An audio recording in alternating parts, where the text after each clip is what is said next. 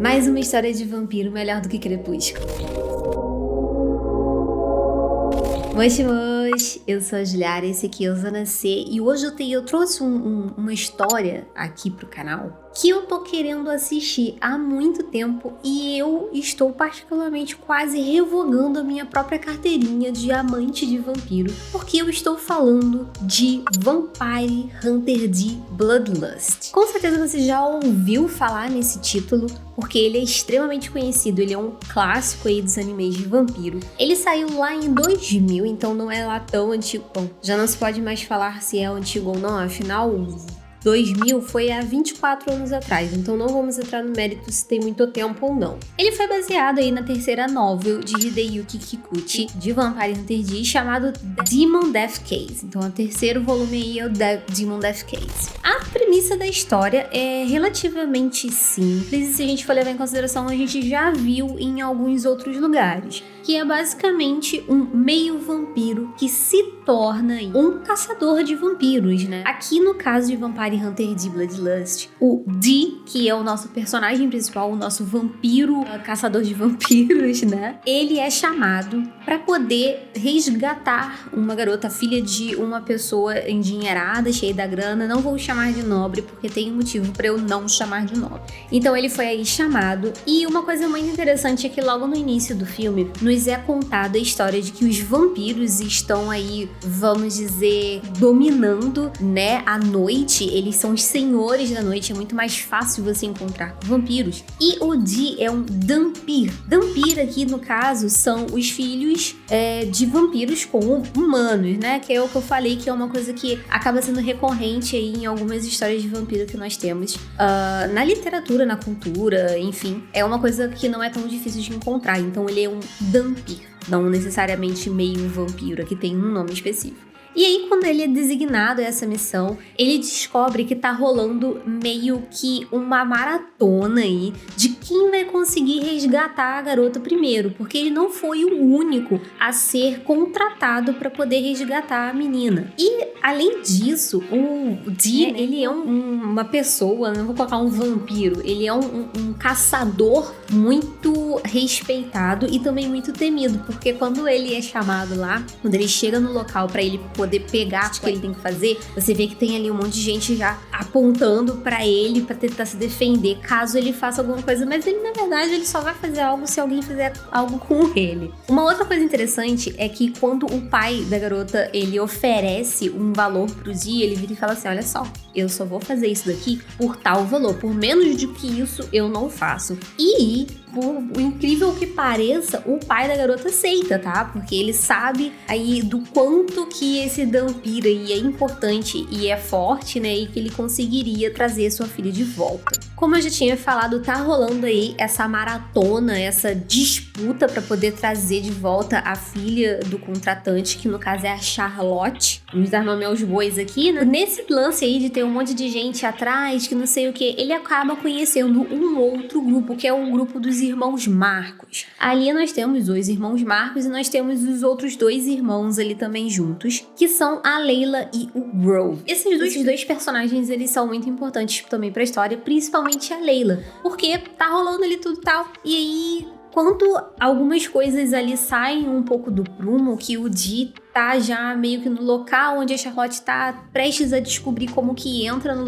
local onde ela está, a Layla resolve aparecer fazendo merda, na verdade, né? E aí eles acabam perdendo o rastro da Charlotte e, enfim, é uma confusão e a Layla acaba tendo aí um contato direto com o Dee, né? Então, isso daí mais pra frente vai fazer cada vez mais sentido, porque esse é o primeiro contato deles e ao longo da história a gente vai vendo que meio que ela larga um pouco os irmãos Marcos e acaba ajudando ali o Dee. Então, assim, a gente tem essa busca pela Charlotte e ao mesmo tempo a gente vê o lado da Charlotte e a gente descobre que ela não foi raptada raptada, e sim que ela fugiu com um vampiro, o que é uma coisa bem romântica, né? A gente também tem muito essa fantasia aí de, dentro das histórias de vampiro, da mulher que se apaixona por um vampiro sedutor e não sei o que, e é mais ou menos isso que acontece aqui em Vampire Hunter D, e é muito interessante a gente ver isso também. E ao mesmo tempo a gente tem a briga do D, a briga interna que ele tem com ele mesmo, né? Sobre ele ser um filho de vampiro e acabar odiando essa raça e de querer, de uma certa maneira, proteger os humanos por ele ser filho de humanos também.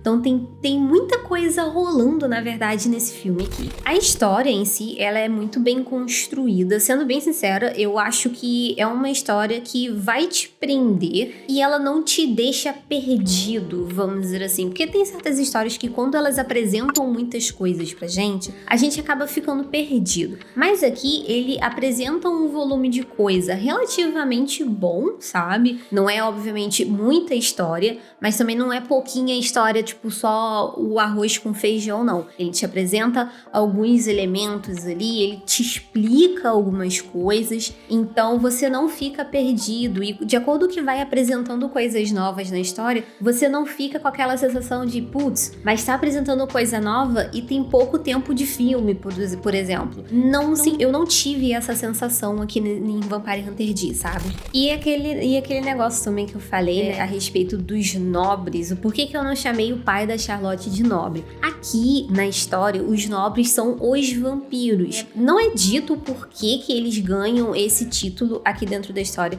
Possivelmente é algo que você vai ter acesso quando você lê a sequência de novels. E uma outra coisa também, você não precisa saber as outras histórias de Vampire Hunter D pra poder entender essa daqui. Óbvio que a gente tem alguns elementos que são de outras partes da história, né? Que são de outras novels. Por exemplo, uma personagem que aparece lá pro fim da história, né? Então, possivelmente ela aparece em outras novels. Eu não posso dizer com certeza porque eu, infelizmente, ainda não li. Inclusive, eu acho que eu vou colocar na minha lista, já que esse ano eu estou aí, né, disposta a ler novels. Então, eu acho que vai ser uma adição muito interessante pra minha lista. Então, assim, por mais que seja o terceiro volume de algo, você não necessariamente precisa ter conhecimento dos outros para poder continuar nesse aqui, para você conseguir entender a história que se passa aqui. E aí, voltando até naquele negócio que eu tava falando dessa história que a gente tem de tipo, ai, porque se apaixona por vampiro e tudo mais, eu achei muito interessante o que eles trouxeram aqui do nobre que raptou do nobre que tá junto com a Charlotte, com o nobre com quem a Charlotte fugiu, que é o Meyerling, é a culpa que ele sente por ela estar com ele, sabe? Porque aqui também a gente acaba tendo essa discussão da longevidade do vampiro.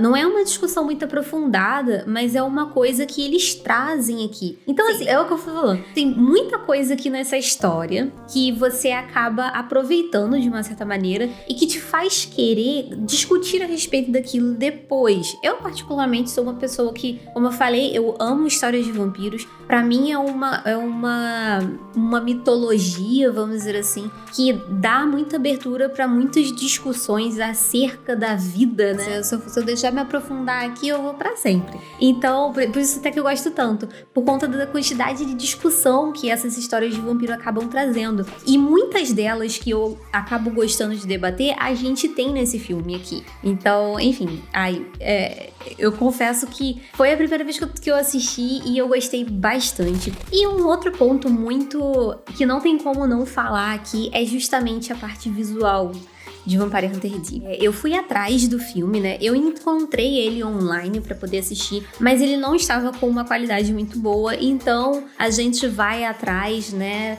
daquela baíazinha pirata pra fazer aí, pra ter acesso ao arquivo, não é mesmo? E aí eu consegui numa qualidade boa. E, cara, você assistir esse filme com a qualidade boa é surreal, assim. É um filme muito bonito mesmo. O design de personagem, a animação é bonita, a fotografia é muito bonita.